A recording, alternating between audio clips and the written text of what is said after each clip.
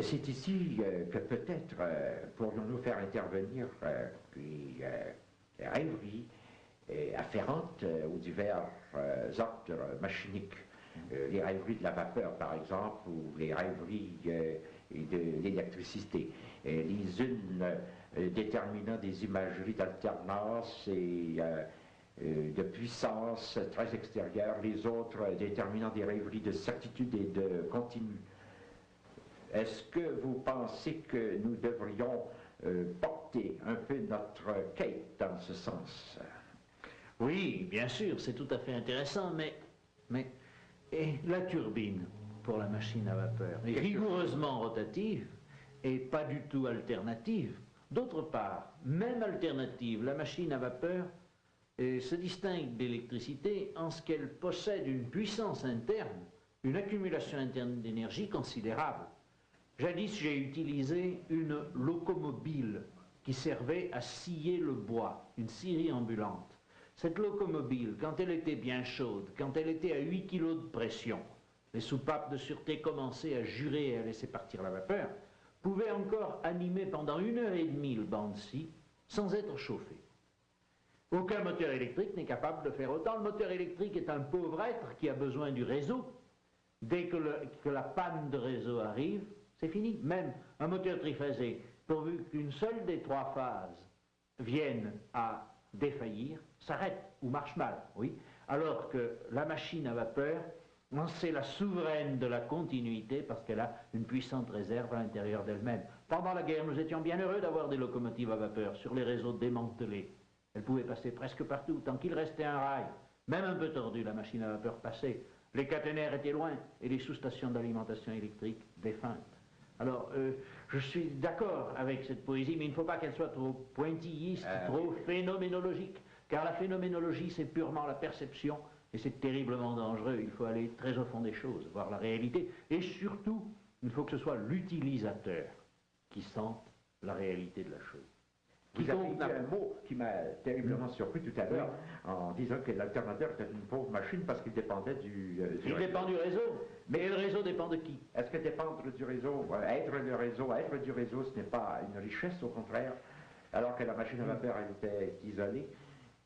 Eh oui, mais la machine à vapeur est plus universelle. La machine à vapeur peut se nourrir de bois, peut se nourrir de charbon, de mauvais charbon. On peut la chauffer avec n'importe quoi. Alors que l'alternateur a comme servitude, nous parlons de l'alternateur, pas du petit moteur qui pourrait tourner sur une batterie de 18 volts. Bon.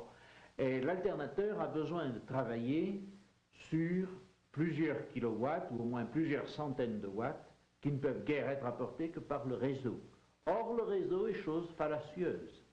Il n'est pas absolument constant. Et certes, le réseau est très remarquable et permet le développement des techniques, mais par ailleurs, c'est une servitude que d'être raccordé au réseau. La preuve, c'est qu'une automobile, par exemple, se passe du réseau. Elle emporte avec elle sa propre réserve de combustible. Et elle va plus loin. Elle est plus souple. Mais son autonomie est temporaire. Elle a dépendu du réseau à bien des points de vue.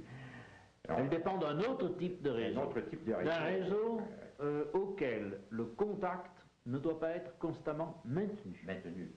Alors que l'alternateur doit maintenir son contact au réseau par perche, trolley, prise de courant ou n'importe quel autre système. Le fait qu'on puisse dire que l'électricité est toujours de bonne qualité, est-ce que ça n'a pas une certaine conséquence dans notre intelligence des machines électriques, notre intelligence poétique et rationnelle? L'électricité peut être faible, mais sa qualité est invariable fondamentalement. Si toutefois la fréquence est constante, oui. C'est ça. Oui. L'est-elle? Oui.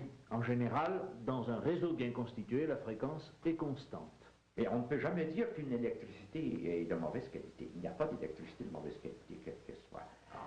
Non, il y a des valeurs quantitatives qui jouent, mais elle est toujours de bonne qualité. Alors qu'un charbon peut être de mauvaise qualité, un bois aussi, un combustible, un fluide. Non, mais si l'électricité peut être de mauvaise qualité en un certain sens, tout dépend. Si on veut l'utiliser simplement pour l'énergie, pour faire tourner un moteur ou pour faire chauffer un fer à repasser, ce qui consiste à dégrader de l'énergie essentiellement, elle est toujours assez bonne pour cela. Mais si on veut utiliser l'électricité comme point de départ d'une base de temps, à 50 Hertz, ou encore, et mieux, comme fréquence pour produire un son à 50 Hertz, on est très gêné, car souvent il y a, en plus de la sinusoïde fondamentale, de petites irrégularités supplémentaires qui ne sont pas agréables quand on veut la visualiser. Je pense que Jean voulait surtout parler de la structure même de l'atome, vous savez, les électrons et tout ça. Ah oui, il s'agit alors d'une pureté. Oui, Il est bien certain qu'il c'est ça. s'agit d'électrons en transit et non pas évidemment de matière chimique, de substances chimiques plus ou moins raffinées.